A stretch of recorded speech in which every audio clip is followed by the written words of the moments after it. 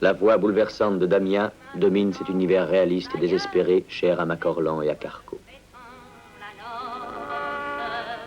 Ne connaissant d'autres soucis que de figurer pour autrui la race.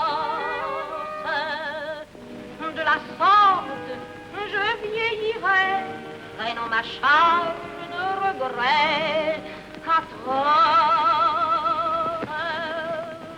Avant de finir quelques soirs, comme tombent sur le trottoir les crosses.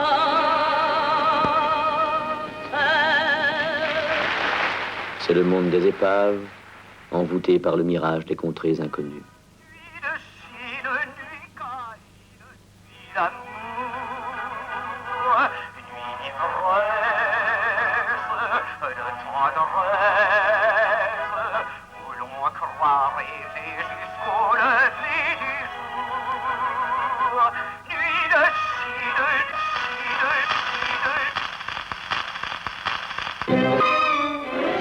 Fuyant l'orage, les civils européens quittent les concessions internationales et abandonnent Shanghai livré au pillage.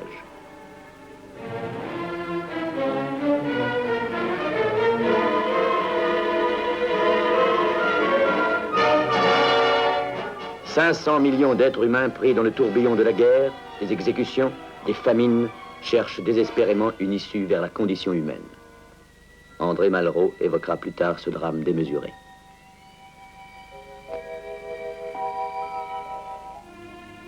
Aux Indes, Gandhi, apôtre mystique de la non-violence, dirige le mouvement de l'indépendance.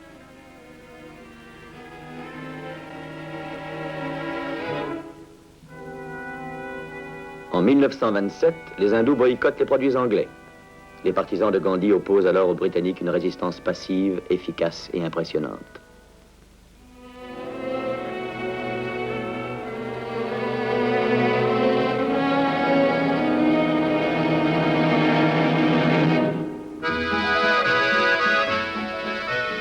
Et pourtant, à Paris,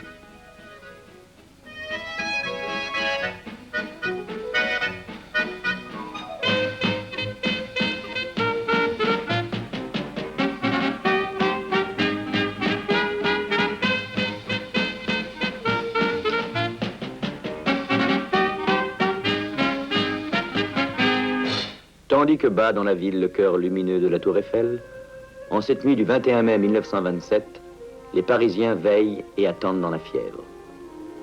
Quelques heures auparavant, au petit jour, sur un aérodrome de la côte est des États-Unis, un avion frêle avait été conduit sur l'aire de départ.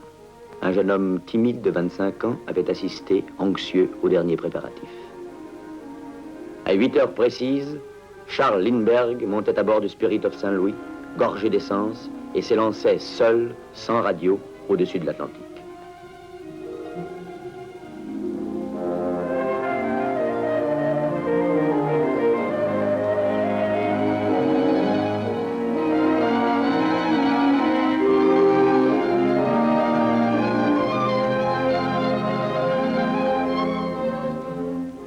« 33 heures après, au Bourget, Paris en délire se rue vers le héros d'une des plus grandes aventures humaines.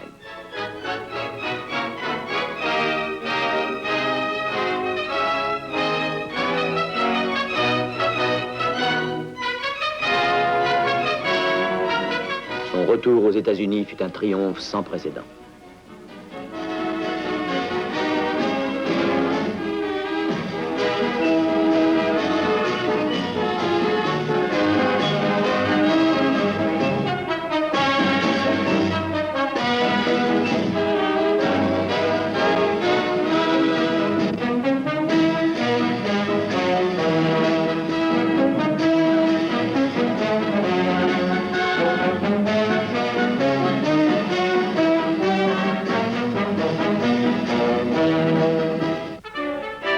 Pour être plus modeste, les manifestations qui marquent alors la vie politique française n'en sont pas moins chaleureuses. Les officiels déploient une activité fébrile. On fait des sites, on inspecte, on inaugure, on pioche sans arrêt le sol fécond de la France.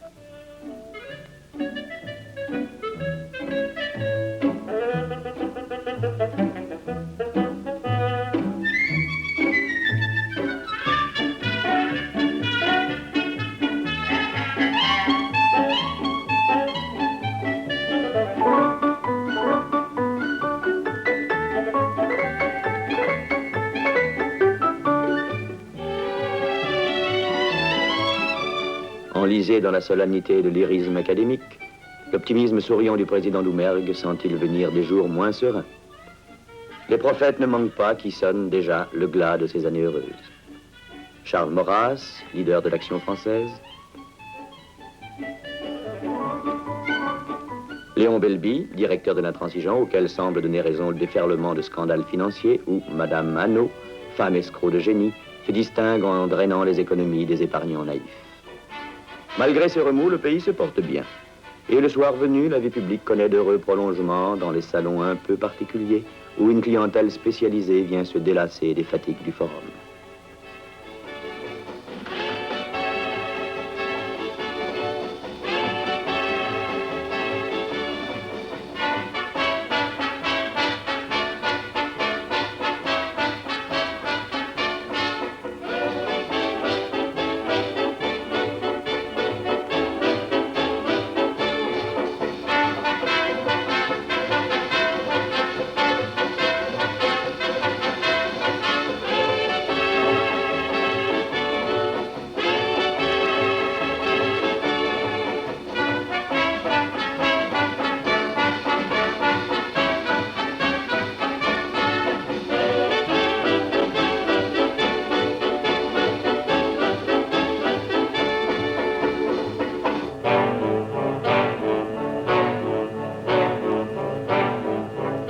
Mai en 1928, la Russie lance le premier plan quinquennal.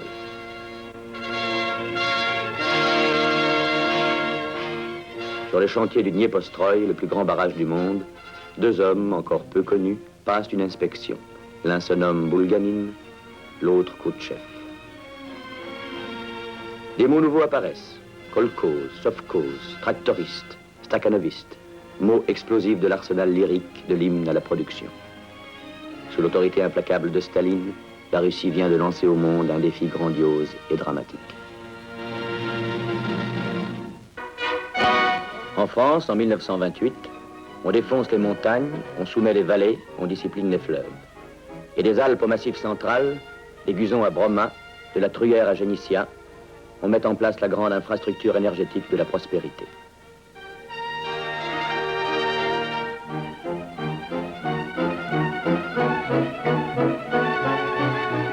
Les chantiers de Saint-Nazaire achèvent la construction d'un nouveau géant des mers. L'île de France va prendre place dans la course au ruban bleu.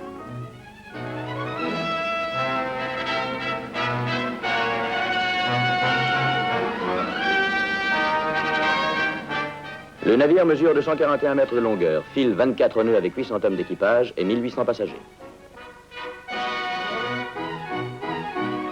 Les performances techniques sont à la mesure de l'époque. Palais flottant des 1001 nuits, l'île de France assure le prestige légendaire de la French Line.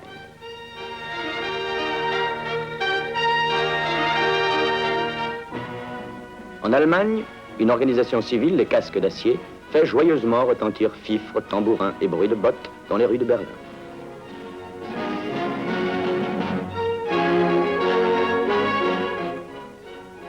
La République de Weimar reconstitue patiemment l'armée allemande, la Reichswehr, sous le regard paternel du maréchal von Mackensen, du maréchal von Hindenburg et des observateurs alliés.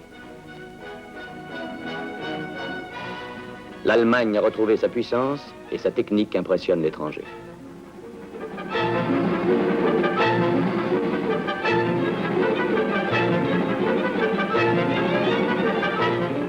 Lorsque le constructeur Opel met à feu un appareil de sa conception, les spécialistes croient deviner de parti que l'avion de l'avenir pourra tirer de ce nouveau mode de propulsion. Le gigantisme et le colossal s'imposent outre-Rhin. Ainsi apparaît le DOX, fantastique vaisseau des airs, muni de 12 moteurs qui, en 1928, enlèvent 170 passagers.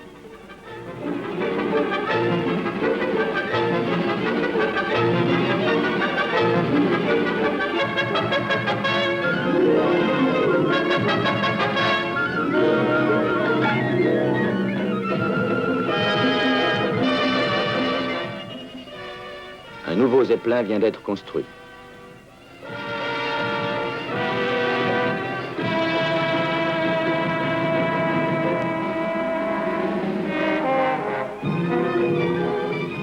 Symbolique Gulliver, le monstre captif traîne dans son sillage les ambitions encore mal définies d'une nation qui se cherche. Mais bientôt, le grave Zeppelin franchit l'océan et glisse orgueilleusement au-dessus de Manhattan. Pour le voyageur européen, l'Amérique des années 20 est un monde encore mal connu, fabuleux et terrifiant.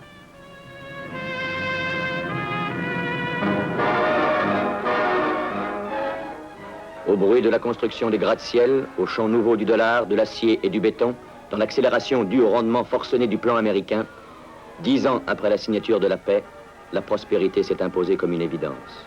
Et Babbitt, l'Américain moyen, peut mesurer le chemin parcouru. Les écrivains de la génération perdue, Dos Passos, Fitzgerald, Hemingway, projettent aux yeux du monde l'image dure et violente d'un pays en crise de croissance, brutale comme la jeunesse.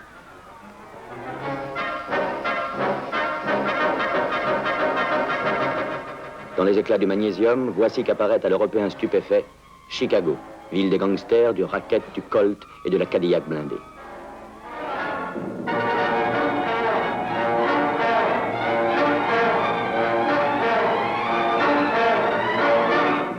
Voici le maître incontesté du syndicat du vice et du crime, Al Capone, enfant gâté des procès indulgents. Voici le fauve terrifiant, l'homme de main, Dillinger, le tueur à gages. Mais étaient-ils coupables, ces deux hommes enchaînés, dont un inconcevable climat de passion a fait des criminels? Depuis 7 ans, Sacco et Vanzetti, anarchistes d'origine italienne, attendent l'aube fatale. La vague de protestation qui soulève alors l'opinion mondiale ne parvient pas à les arracher à la mort. Le 24 avril 1927, Sacco et Vanzetti passent sur la chaise électrique. Inquiète de l'invasion étrangère, jalouse de ses richesses, l'Amérique se replie sur elle-même. Et les membres du Ku Klux Klan, chevaliers mystérieux de l'isolationnisme, se proclament défenseurs de la morale et de l'ordre américain.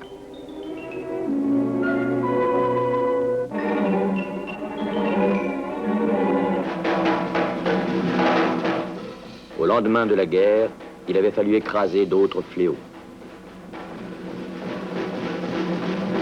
La prohibition avait été instaurée, profitable pour les bootleggers, rassurante pour les puritains. Au contact de l'Europe, pensait-il, le radicalisme, le libertinage et l'alcoolisme pouvaient contaminer une Amérique vertueuse, tournée vers l'effort et la productivité.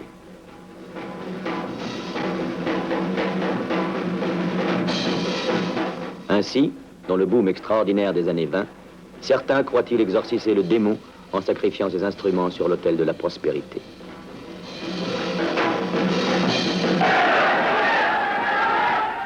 Mais soudain, le 24 octobre 1929, une secousse formidable ébranle la bourse de New York. Les cours s'effondrent d'heure en heure, des milliards se dissipent en fumée, des fortunes gigantesques s'écroulent, des banquiers se suicident. Commencée à Wall Street par le krach du jeudi noir, une crise économique sans précédent s'abat sur le monde. Et quand, voulant conjurer la catastrophe, on interroge les oracles, Firestone, Wright, Edison, Schwab, Ford,